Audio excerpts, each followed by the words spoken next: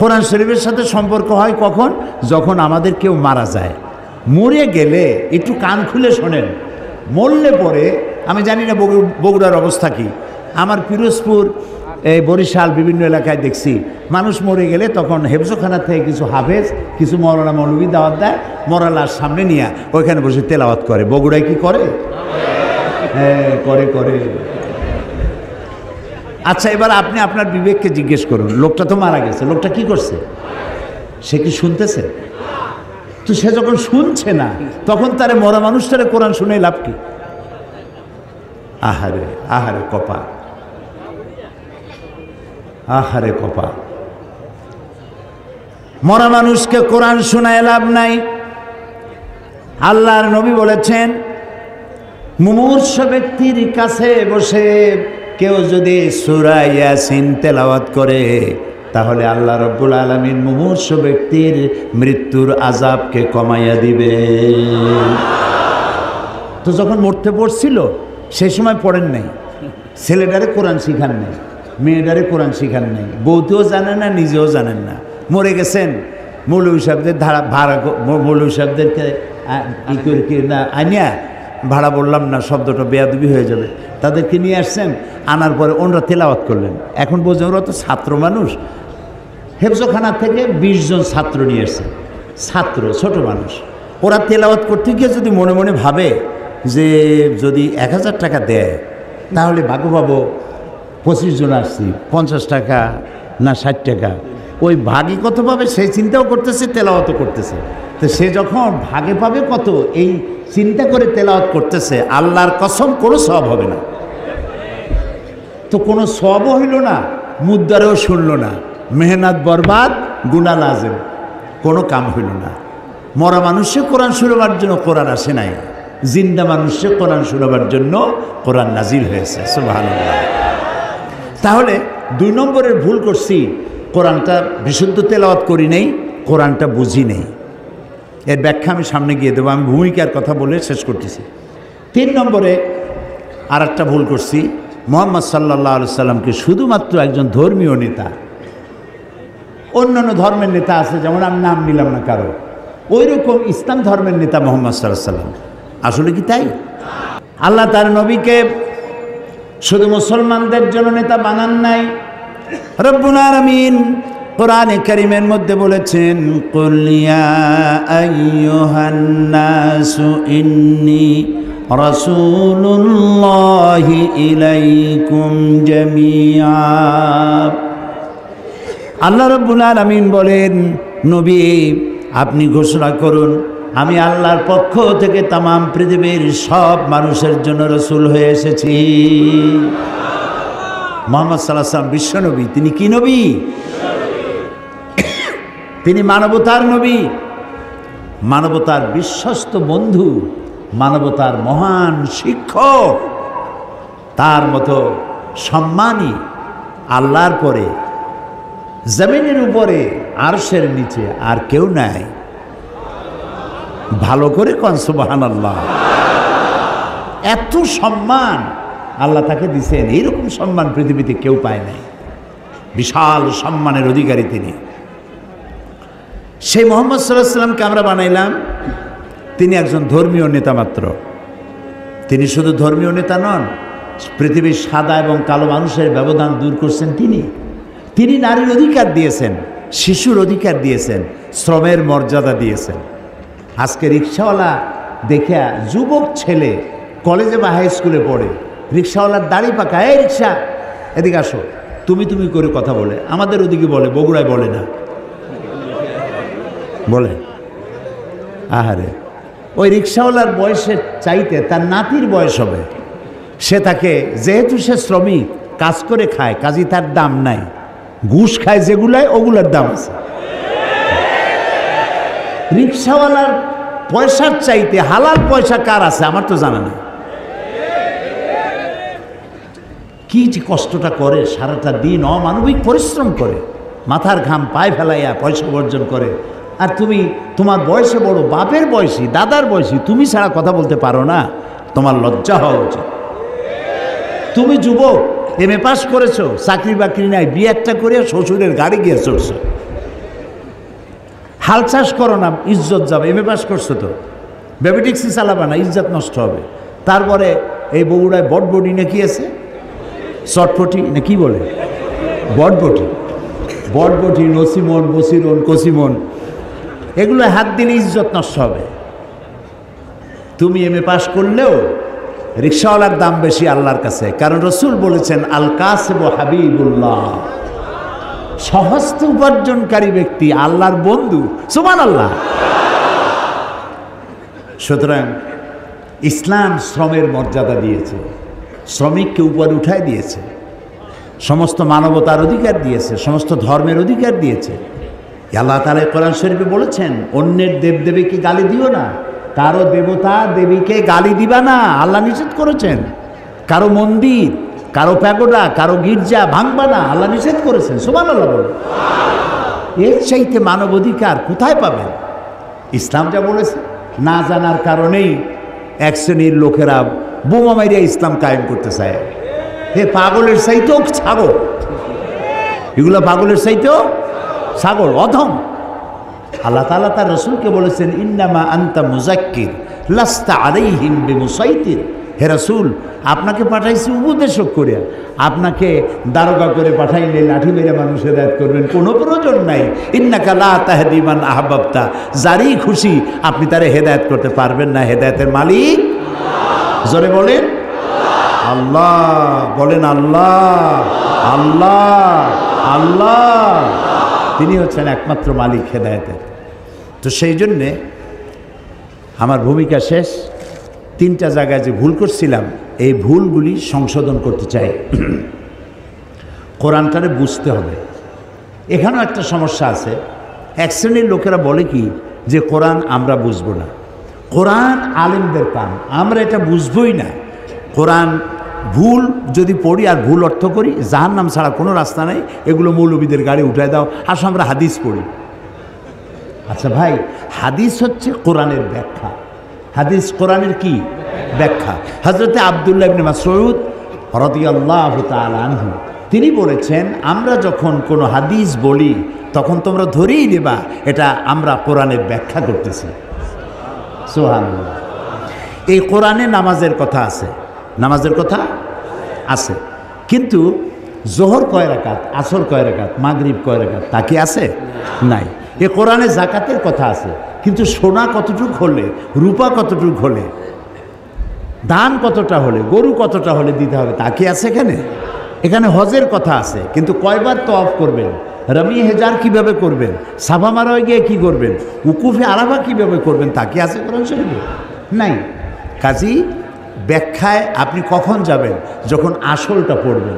আপনার কাছে আসলের খোঁজ নাই, আপনি ব্যাখ্যা নিয়ে লাভালাভি করতেছেন, কি আশ্চর্য কথা! এই আক্কলের উপর আল্লাহ হেদায়েত করুন, বলেন আমিন। আপনি হাদিসের কাছে যাবেন তো কোরআন পড়িয়া তারপরে যাবেন হাদিসের কাছে। আর আপনি যদি বলেন যে কোরআন আমরা বুঝবো না, কোরআন কঠিন, তাহলে আপনি শয়তানের একটা ওয়াসওয়াসায় পড়েছেন। যেখানে আল্লাহ বলছেন আমি সহজ করেছি, কে বলেছে? আল্লাহ। বলেন আরো জোরে কোন? আল্লাহ রাব্বুল আলামিন সূরা কামারের ভিতরে একই কথা 4 বার উচ্চারণ করেছেন। আল্লাহ রাব্বুল আলামিন বলেছেন ওয়ালাকাদ ইয়াসসারনাল কুরআনা লিযিকরি ফাহাল মিন মুদ্দাকির। আমি আল্লাহ রাব্বুল আলামিন অবশ্যই কোরআনকে বোঝার জন্য আমি আল্লাহ সহজ করে দিয়েছি।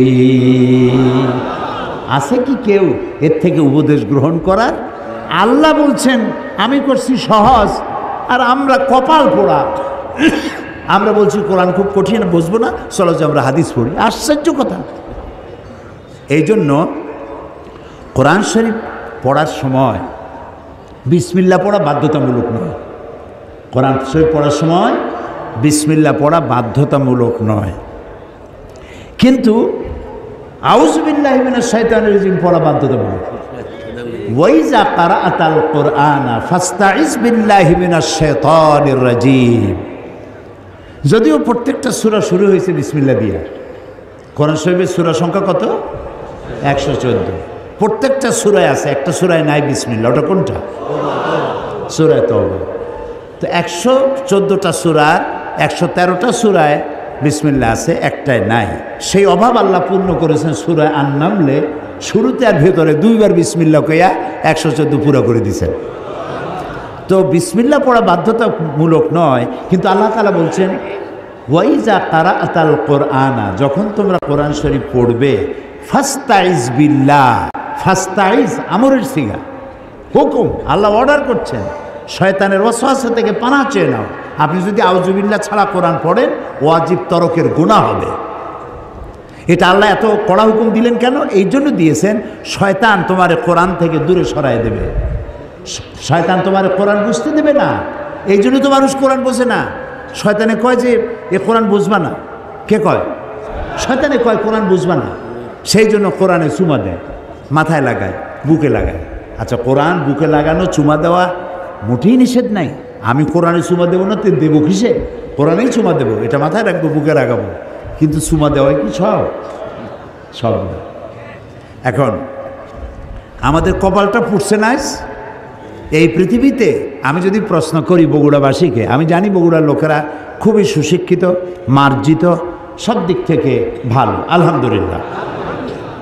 আমি যদি প্রশ্ন করি যে এই পৃথিবীতে সব থেকে লাঞ্ছিত, অবহেলিত, মার খাওয়া জাতি কোনটা? কি জবাব দেবে? মুসলমানেরা। ফিলিস্তিনে কারা মার খায়? আফগানেরা কি?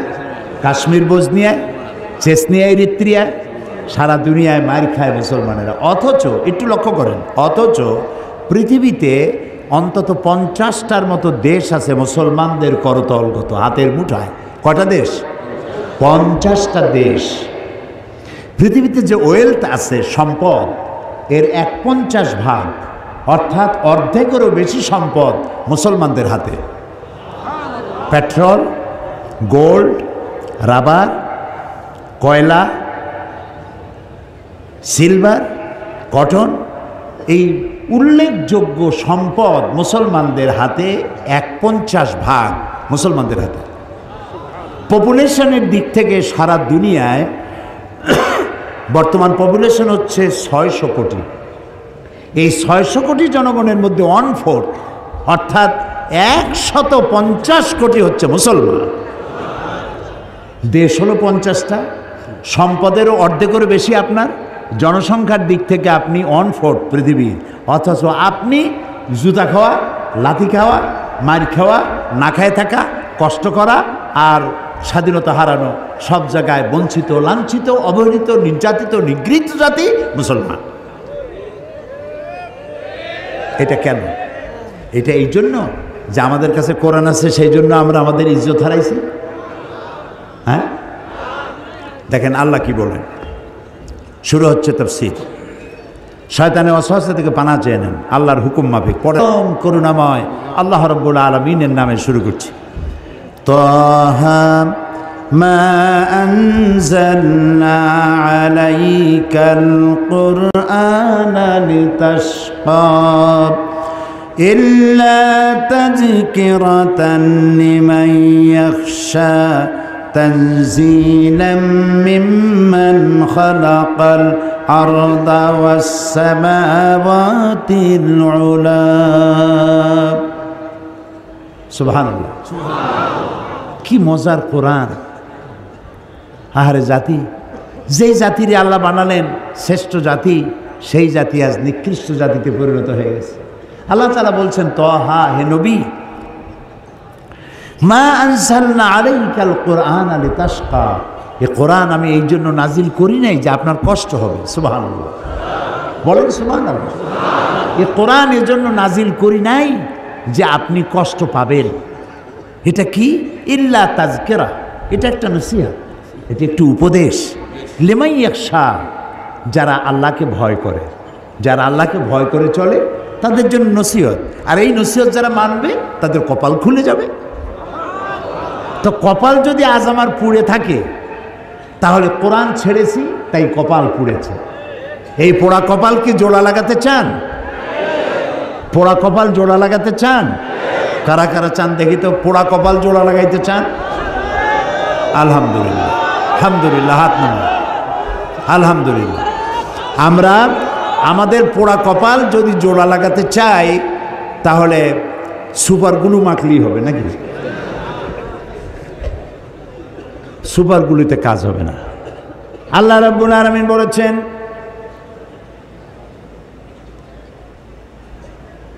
আমি ইন্নাল্লাহা লা ইউগাইয়িরু মা বিকাওমিন হাত্তা ইউগাইয়িরু মা বিআনফুসিহিম, আমি কোনো জাতির ভাগ্যকে পরিবর্তন করি না যতক্ষণ পর্যন্ত সেই জাতি নিজের ভাগ্যই নিজেরা পরিবর্তনের জন্য সচেষ্ট হয়।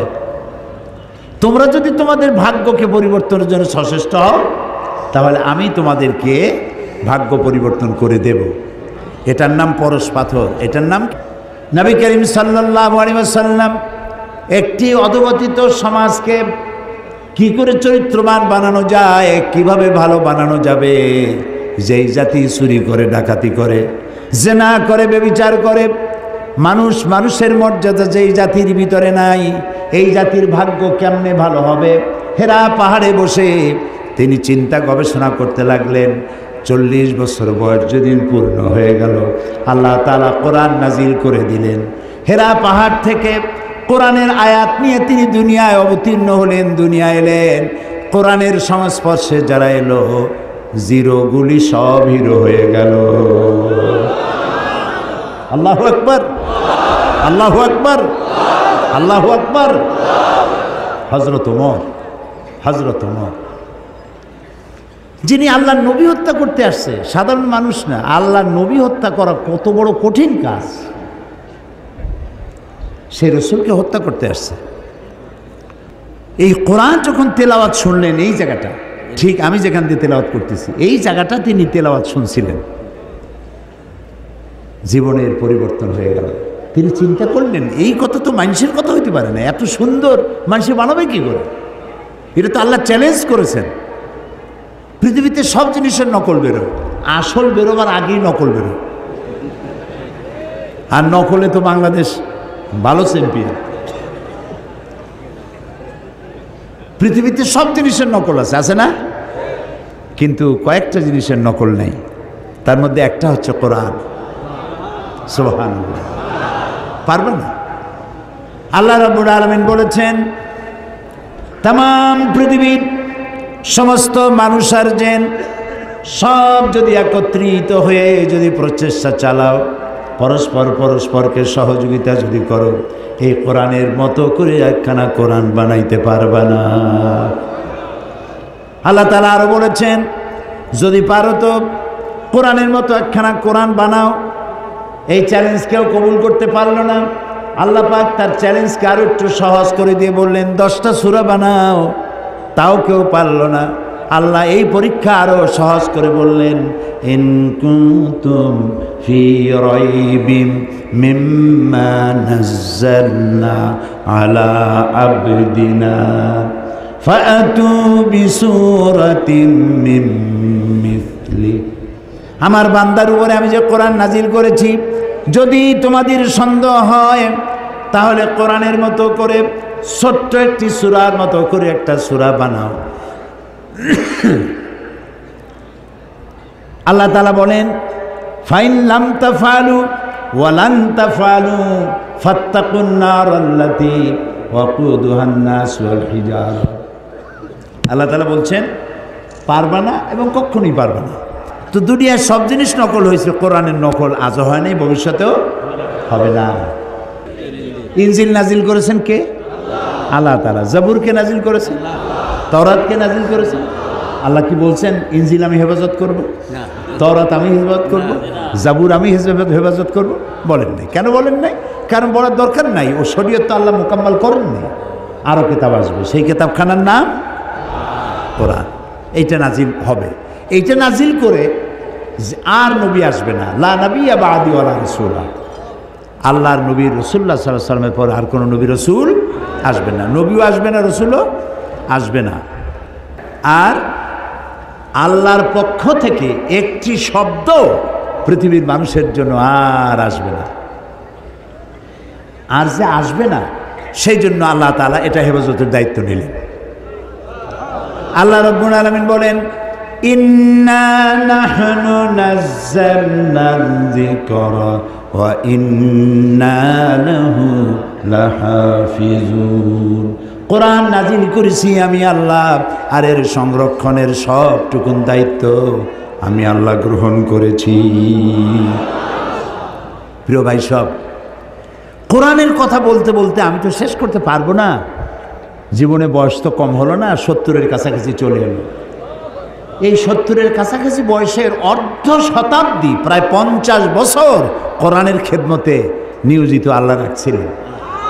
দেশে বিদেশে পৃথিবীর 5টি মহাদেশের অন্তত 50টিরও বেশি দেশে কোরআন নিয়ে দৌড়াইছি, ছুটে বেড়াইছি। এ কোরআন শুনে পর্যন্ত যারা মুসলমান হলেন আল্লাহর গোলামের হাতে, তাদের সংখ্যা 600-র কাছাকাছি হয়ে গেছে। এই কোরআন শেষ করতে পারবেন না আপনি। দুনিয়ার কোনো মুফাসসির বলতে পারবে না আমি যে তাফসির করলাম আর লাগবে না, this is the final and last, এরপরে আর লাগবে না। কেউ বলতেও পারে নাই, কেউ লিখতেও পারে নাই। কারণ আল্লাহ তাআলা অন্যত্র বলেছেন, সূরা কাহফে বলেছেন, قُلْ لَوْ كَانَ الْبَحْرُ مِدَادًا لِكَلِمَاتِ رَبِّي لَنَفِدَ الْبَحْرُ قَبْلَ أَنْ تَنْفَدَ كَلِمَاتُ رَبِّي وَلَوْ جِئْنَا بِمِثْلِهِ مَدَدًا। হে নবী, আপনি বলুন, তাম পৃথিবীর সমস্ত সমুদ্র মহাসমুদ্রের পানি যদি কালি হয়ে যায়, আর সেই কালিগুলি যদি দিয়া আমার রবের কালামের ব্যাখ্যা লেখা যদি শুরু হয়ে যায়, লিখতে লিখতে সমস্ত পানিগুলি শেষ হয়ে যাবে, আমার রবের কালিমার ব্যাখ্যা লেখা শেষ হবে না। এক মহাসমুদ্র। আমি খুব খুশি হয়েছি। আমি তো দেখতেছি মাহফিল, প্রথম দিনের দৃশ্য। আপনারা যারা আসছেন, আমার মনে হয় 5 অতিরিক্ত 10% দাড়ি পাকা, অতিরিক্ত বেশি 90% আপ, ওভার 90% যুবক দিয়ে ভরা মাহফিল। সুবহানাল্লাহ। আমি যুবকদেরকে সালাম করি, আমি যুবকদেরকে সালাম করছি। তোমরা আমাদের ভবিষ্যৎ, তোমরা আমাদের অ্যাসেট, তোমরা আমাদের মেরুদণ্ড। মেরুদণ্ড যদি সোজা থাকে মানুষটা সোজা হয়ে হাঁটতে পারে, মেরুদণ্ড বাঁকা হয়ে গেলে মানুষটা সোজা হয়ে হাঁটতে পারে না। জাতির ব্যাকবোন হচ্ছে ইয়াং জেনারেশন। নষ্ট হয়ে গেল সিনেমা, নাটক, গান, ওপেন কনসার্ট, নষ্ট হয়ে গেল। আরে অথচ এরাই হতো শাহজালাল, এরাই হতো শাহ মাকদুম, এরাই হতো খান জাহান আলী, এরাই হতো শহীদ তিতুমির, এরাই হতো হাজী শরীয়তুল্লাহ। আহারে কপাল খারাপ।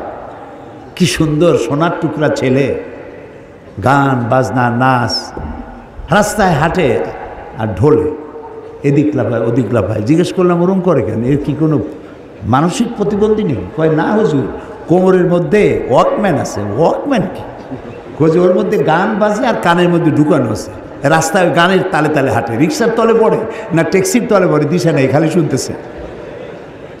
ওই যুবকের দোষ না তো। ওই যুবকের যদি দোষ থাকবে তাহলে সিনেমায় থইয়া ও তাফসিরের মাহফিলে আসছে কেন? ও তাফসিরের মাহফিলে আসছে যুবকের গায়ে মুসলমান মায়ের রক্ত, ওর গায়ে মুসলমান পিতার রক্ত। ও তাফসির ছাড়া যাবে কই? সুবহানাল্লাহ। যেখানেই থাকুক, ঘরের ছেলে ঘরে ফিরে এসেছে। আলহামদুলিল্লাহ, আলহামদুলিল্লাহ। সবাই বলেন আলহামদুলিল্লাহ।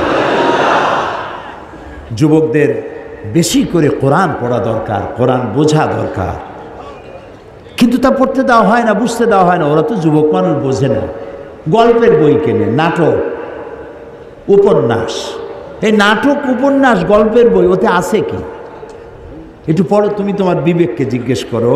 যত বড় লেখক, আমি নাম নেব না কোনো লেখকের, বহুত বড় বড় লেখক আছে, তাদের লেখা নভেল, নাটক ইত্যাদি, এত বড় বড় বই, রচনাবলী, এগুলো পড়ে। ওর মধ্যে আছে কি?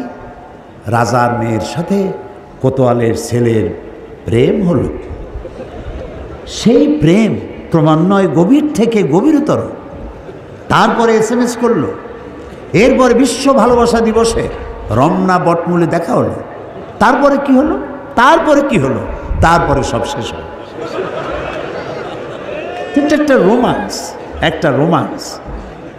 পয়সা খরচ করে যে বইটা পড়লা, কি শিখলে? 250-300 টাকা দিয়া প্রিয় লেখকের লেখা বই কিনছো, আহারে কিচ্ছু পাও নাই, কিচ্ছু নাই। 0 + 0 + 0 + 0 ফ্রম বগুড়া টু গাবতলী, কিছু নেই। আর কোরআন শরীফ পড়ো, প্রত্যেকটা লাইন তোমাকে সোনার টুকরা বানায় দেবে। আহারে কোরআন শরীফ। হযরত ওমর বলেন, জাহালাতের সময় আল্লাহর নবীকে লাঞ্ছিত করার জন্য আমি হারাম শরীফে প্রবেশ করলাম। আমি দেখতে পেলাম তিনি নামাজ পড়ছেন। মনে মনে ভাবলাম, নামাজের সময় কিছু করব না, নামাজটা শেষ হয়ে যাক। রাসূল নামাজের মধ্যে তেলাওয়াত করতেছিলেন, শব্দ করে আওয়াজ করে তেলাওয়াত করতেছিলেন। আমি পেছনে দাঁড়ানো, নামাজ শেষ হলেই টর্চার করব। তেলাওয়াতে এত মজা লাগলো, মজা তো লাগবেই, একে তো কোরআন, আর তেলাওয়াত করতেছেন তিনি যার উপরে নাজিল হয়েছে। সুবহানাল্লাহ, সুবহানাল্লাহ, আল্লাহু আকবার। কি মজা! যার উপরে নাজিল হয়েছে তিনি তেলাওয়াত করছেন। হযরত ওমর বলেন, তেলাওয়াত শুনে মনটা পাগল হয়ে গেল। মনে মনে ভাবলাম, মুহাম্মদ সাল্লাল্লাহু আলাইহি সাল্লাম তো জীবনে কোনো কবির সাথে চলাফেরা করেন নাই। নিশ্চয়ই কোনো জিন তাকে, রাতের বেলায় কোনো জিন তাকে শিখায় দিয়েছে, নইলে মিলায় মিলায় কিভাবে বলে, এটা বোধহয় কোনো জিনের কথা হবে। হযরত ওমর বলেন, আমি যখন মনে মনে ভাবলাম গণক হয়ে গেছেন, তখন আমি শুনতে পেলাম তিনি তেলাওয়াত করতেছেন, ওয়ামা হুয়া বিকাউলি কাহিনিন কালিলাম মা তাযাক্কারুন। না না না, এটা কোনো গণকের কথা নয়। আল্লাহু আকবার। হযরত ওমর বলছেন, আমার কাছে মনে হচ্ছিল যেন আমার পায়ের তলা থেকে মাটি সরে যাচ্ছে। কি আশ্চর্য! মনে মনে যা চিন্তা করি তারই জবাব আসে। আচ্ছা, এটা জেনের কথা নয়, কবির কথা নয়, গণকের কথা নয়, তবে এটা কি? যেই না মনে আমার প্রশ্নে উদয় হলো, তবে এটা কি? অমনি রাসূল আবার তার তেলাওয়াতের মধ্যে তিনি রাসূল তেলাওয়াত করতেছেন। তিনি তো জানেন না যে পিছনে ওমর দাঁড়াইয়া অঙ্ক মিলাইতেছে। সুবহানাল্লাহ। এ কুদরত কার? রাসূলুল্লাহ দোয়া করতেন, আল্লাহ ওমরাইনের জন্য তো, 2 ওমরকে আল্লাহ তুমি ঈমান আনার তৌফিক দিয়ে দাও। 2 ওমর, এক ওমর হলেন ওমর ইবনুল খাত্তাব, আর আরেকজন হলো ওমর ইবনুল হিশাম আবু জাহল। এই 2 ওমরের জন্য তিনি দোয়া করতেন, আল্লাহ ওদের নেতৃত্ব দেওয়ার দারুণ কোয়ালিটি, এই লোকগুলো আমার হাতে দিয়ে দাও, ইসলামের জন্য দিয়ে দাও। আল্লাহু আকবার। তো রাসূলের দোয়া একজনের জন্য কবুল হয়েছে, হযরত ওমর ইবনুল খাত্তাবের জন্য। হযরত ওমর বলেন, আমার চোখের সামনে প্রশ্নবোধক চিহ্ন ঘুরতেছে। এটা জেনের কথা নয়, কবির কথা নয়, গণকের কথা নয়, তবে এটা কি? যখনই মনে মনে চিন্তা করছে তবে এটা কি, অমনি নবীজি তেলাওয়াত করলেন, তানজিলুম মির রাব্বিল আলামিন। এটা হচ্ছে আল্লাহর পক্ষ থেকে নাজিল করা, নাজিলকৃত কিতাব। সুবহানাল্লাহ। হযরত ওমর তিনি বলছেন, আমার কাছে মনে হচ্ছিল ইসলাম, ঈমান তার নিজস্ব শক্তি নিয়ে যেন আমার কলজার মধ্যে গেড়ে বসতেছে। কিন্তু তখনও হেদায়েতের সময় আসে নাই বলে তখনও তিনি ঈমান আনতে পারেন নাই। পরবর্তী সময় সূরার, আমি যেখান থেকে তেলাওয়াত করলাম সূরা তহার, এই তেলাওয়াত শুনছিলেন। আর তারপরে তিনি যে তরবারি দিয়ে রাসূলকে হত্যা করতে গিয়েছিলেন, এগুলো আপনাদের জানা আছে, সেদিকে যেতে চাই না। তরবারি ফালাই দিয়া লা ইলাহা ইল্লাল্লাহু মুহাম্মাদুর রাসূলুল্লাহ, ঈমান নসিব হয়ে গেল। তো এই কোরআন জিরোকে কি বানাই দিল? বলেন, হিরো বানাই দিল।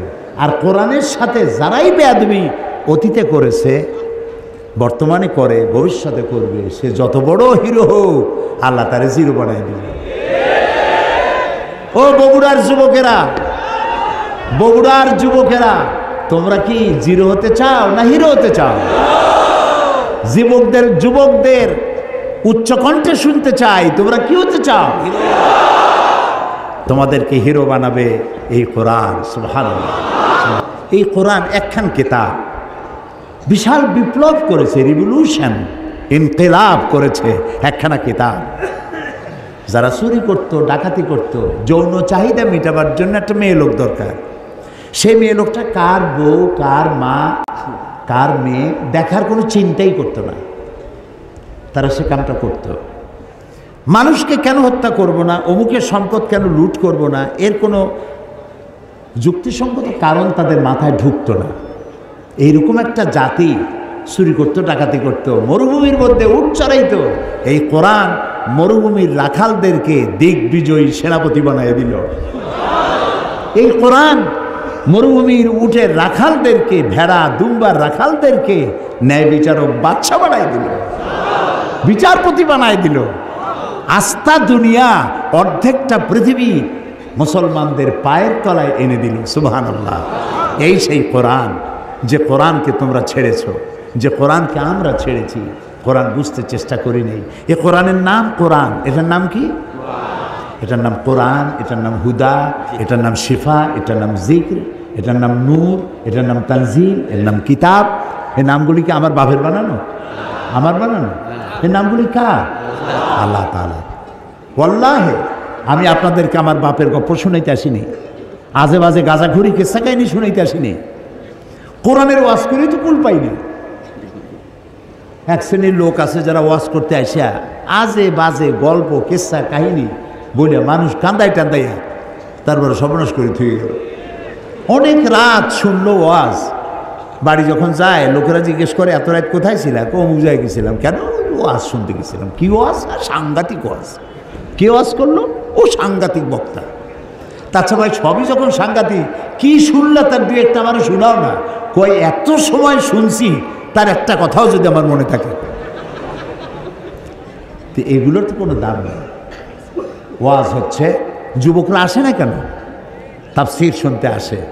সাধারণ ওয়াজ মাহফিলে, মিলাদ মাহফিল যারা করে যাইতে চায় না, কারণ ওখানে নাই কিছু সারবত্তা। একদিন নবী মুস্তফায় রাস্তা দিয়ে হাইটে যায়, হরিণ একটা বাঁধা ছিল গাছেরই তলায়, সাল্লাল্লাহু আলা মুহাম্মদ। আচ্ছা, কোথায় পাইছেন?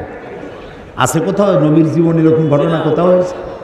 নবীর নামে, রসুলের নামে আন্দাজে বানাইয়া বানাইয়া কান্দার ভান করে মানুষ কান্দাইয়া তারপরে সর্বনাশ করে ধুয়ে গেল। আর ইয়াং জেনারেশন যারা বিজ্ঞান পড়ে, যারা ইতিহাস পড়ে, ভূগোল পড়ে, যারা ইন্টারনেট দেখে, ওয়েবসাইট দেখে, কম্পিউটার ব্রাউজিং জানে, তারা কম্পিউটার, ইন্টারনেট, ইমেল, ওয়েবসাইট, এই জগতের মানুষ তারা যখন এইসব কেসা কাহিনী শুনে তো কয় যে এ তো আদম আলাইহিস সালামের যুগের কথা কয়, এগুলো শুনে আমাদের লাভ নেই। ওরা মনে করে ইসলাম মানে সেকেলে, ইসলাম মানে হচ্ছে এই মধ্যযুগীয় ব্যাপার স্যাপার, এর মধ্যে কিছু নেই। কিছু আছে কিনা কালকে শোনাবো ইনশাআল্লাহ। এর মধ্যে কোন বিজ্ঞান চাও? কি চাও তোমরা? কি শুনতে চাও? তিবিয়ানান লিকুল্লি শাই, সব কিছু আল্লাহর মধ্যে বলে রেখেছেন। ইতিহাস আছে 30 মধ্যে আছে কি একটু কৌতূহল হলো না জানার জন্য? আহারে কপাল। ডিসি সাহেবের কোর্ট থেকে, এসপির অফিস থেকে, অথবা জজ কোর্ট থেকে একটা চিঠি যদি আপনার নামে আসে ইংরেজি ভাষা, সেই চিঠিটার অর্থ আপনি জানেন না, ভাষাটা জানেন না, ইংরেজি জানেন না। এখন ওই চিঠি বোঝার জন্য আপনার কি কোনো পেরেশানি হবে নাকি হবে না? পেরেশানি হবে। এটা কি দুদকের চিঠি নাকি? এটা কি আমাকে গ্রেফতার করার চিঠি? এটা কি আমার সম্পদ সব এই কি জানি কয় নিলাম করে নেওয়ার চিঠি? জানার জন্য ছুটবেন, ভালো ইংরেজি জানে কে। যতক্ষণ পর্যন্ত চিঠির মর্ম না বুঝবেন ততক্ষণ পর্যন্ত আপনার পেরেশানি দূর হবে না। এ কথা কি মিথ্যা না সত্য? তো একটা ডিসি অফিসের সামান্য একটা চিঠি, এসপির অফিসের একটা সামান্য চিঠি, কোর্টের দুদকের একটা চিঠি বোঝার জন্য এত পেরেশানি হয়? অত বড় আকাশটার মালিক, জমিনের মালিক, আমার মালিক একখানা চিঠি দিয়েছেন নাম কোরআন শরীফ, এইটা জানার জন্য আগ্রহ সৃষ্টি হলো না, পেরেশানি হলো না? আহারে পোড়া কপাল। সারাটা জীবন সূরা ফাতিহা দিয়ে নামাজ পড়লাম, অর্থও জানি না, ব্যাখ্যাও জানি না। আহারে কপাল, বদকিসমত এই জাতি। এই কোরআনের, এই কিতাবের যতগুলি নাম আছে তার মধ্যে একটি নাম হচ্ছে কোরআন। এটাকে আমরা হুদা যদি বলি অনেকে চিনবে না, ওই কি এর হুদা। হুদা মানে বরিশালে ওদিকে হুদা মানে খালি, হুদাহুদি বলে। হ্যাঁ হুদা, এখানে কি বলে? আচ্ছা না বললেও কোনো এক সময় বলবেন। তো হুদা বললে বুঝবে না, তানজিল বললে বুঝবে না, নূর বললে বুঝবে না, সেবা বললে বুঝবে না। সব থেকে কোন নামে চেনে এটাকে? কোরআন। তারপরে ফোরকান বললেও চেনে। তা আবার চিন্তা করে ফোরকান তো 4 কান, এটা কি? ওটাও বুঝবে না। কোরআনই ভালো করে বুঝবে। তার প্রথম নামটাই হলো কোরআন। কোরআন মানে কি? কোরআন শব্দের অর্থ হচ্ছে বহুল পঠিতব্য, বহুল পঠিত, যা বারবার পড়তে হয়। এই যে নাম, সার্থক নাম, কোরআনের চাইতে বেশি পড়া হয়েছে পৃথিবীতে এরকম একখান বইয়ের নাম আপনি বলেন। বললে আমি পুরস্কার দিয়ে যাব। নাই, পৃথিবীতে এমন একটা মুহূর্ত নাই যখন কোরআন শরীফ পড়া হয় না। ভাবতে পারেন যে আমার এখানে যখন রাত 1টা বাজে তখন তো সারা দেশ ঘুমাই গেল, তখন কোরআন শরীফ কেরা পড়ে? আরে ভাই, আপনার এখানে যখন রাত 1টা, আমেরিকায় তখন দিনের 1টা, ওরা তখন জোহর পড়তেছে। আপনার জোহর আরেকজনের আসর, আপনার এশা আরেকজনের ফজর। সারা পৃথিবীতে সময়ের এই যে ক্লাইমেট এবং টাইম, এই টাইমের যে পরিবর্তন, সময়ের পরিবর্তনের ভিত্তিতে পৃথিবীতে একটা মুহূর্ত এমন নাই যে পৃথিবীর কোথাও না কোথাও কোরআন শরীফ তেলাওয়াত করা হচ্ছে না। এটাই একমাত্র কিতাব যা মানুষ বুঝেও পড়ে, না বুঝেও পড়ে, রাতেও পড়ে, দিনেও পড়ে। সুবহানাল্লাহ। আর যারা পড়ার সুযোগ পায় না, শোনারও সুযোগ পায় না, মাসে অন্তত একবার তারাবিতে গোটা কোরআন শোনার ব্যবস্থা করা হয়েছে। কিন্তু এইটা ঠিক না যে শুধু আমি শুনব। কোরআন বহুল পঠিত, এর থেকে বেশি পড়া হয়েছে এমন কোনো কিতাব পৃথিবীতে নাই। 1। 2 নম্বরে এর নাম হলো কিতাব। এর নাম কি? কিতাব। কিতাব মানে লেখা, কিতাবাত করা, লেখা। কোরআনের চাইতে বেশি লেখা হয়েছে, কোরআনের চাইতে বেশি প্রিন্টেড হয়েছে, ছাপা হয়েছে। এরকম একখানা বইয়ের নাম কি বলতে পারবেন? নাই। পৃথিবীর সর্বাধিক প্রিন্টেড, সর্বাধিক ছাপা লেখা হয়েছে যে কিতাব, তার নাম কোরআন শরীফ। বাদশাহ ফাহাদ বিন আব্দুল আজিজ কোন দেশের বাদশাহ? সৌদি আরব। আল্লাহ জান্নাতুল ফেরদাউসের মেহমান বানায়, আল্লাহর ঘরে যেভাবে সাজাইছে, মদিনারে যে সোনার মদিনা বানাইছে, সুবহানাল্লাহ। এখানেই শেষ নয়, আমাকে তিনি 3 বার রাষ্ট্রীয় মেহমান করেছিলেন। তখন আমি একবার এমপি থাকা অবস্থায়, আর একবার এমপি টেমপি কিচ্ছু না, ওই সময় 2 বার। এমপি থাকা অবস্থায় যেবার উনি দাওয়াত দিলেন রাষ্ট্রীয় মেহমান করে, সেইবারে আমার সাথে সঙ্গে যারা ছিলেন পৃথিবীর বেশ কয়েকটা দেশের মেহমান, মদিনা শরীফে নিয়ে মুজাম্মা মালিক ফাহাদ, ফাহাদ প্রিন্টিং প্রেস দেখানো হলো। ফাহাদ প্রিন্টিং প্রেস হচ্ছে পৃথিবীর সব থেকে বড় প্রেস, এর থেকে বড় প্রেস দুনিয়ায় নেই। সেই প্রেস দেখাইতে নিয়ে গেল আমাদেরকে। দেখলাম এরকমের সাদা কাগজ, মেশিনের মধ্য থেকে সাদা কাগজ বেরোচ্ছে, আর এক মেশিনে ঢুকতেছে প্রিন্ট হচ্ছে, আর এক মেশিনে ঢুকতেছে কাট হচ্ছে, কাটিং হচ্ছে, আর এক জায়গায় বাইন্ডিং হচ্ছে, আর একদিকে বক্সের মধ্যে যাচ্ছে, বাইন্ডিং হলো, বক্সে ঢুকলো, ট্রাকে উঠলো, প্লেনে উঠলো, সারা দুনিয়া চলে গেল। প্রতি ঘন্টায় এই কোরআন শরীফ ছাপা হয় 900 জেল, প্রতি ঘন্টায়। আর 30টা ভাষায় ট্রান্সলেটেড হয়, বিনা মূল্যে, ফ্রি অফ কস্ট, বিনা মূল্যে 30টা ভাষায় তর্জমা তাফসীর হয়ে সারা পৃথিবীতে প্লেন ভর্তি করে দুনিয়া ছড়ায় দিচ্ছে বাদশাহ ফাহাদের প্রেস থেকে। আল্লাহ তুমি তার বেহেশতের বড়, বেহেশতের মর্যাদা সম্পন্ন জায়গায় জান্নাতুল ফেরদাউসে তুমি তাকে মেহমান বানায় নাও। আমি বলতেছিলাম ফাহাদের ফজিলত বলছি না, বলছি যে কিসের ফজিলত?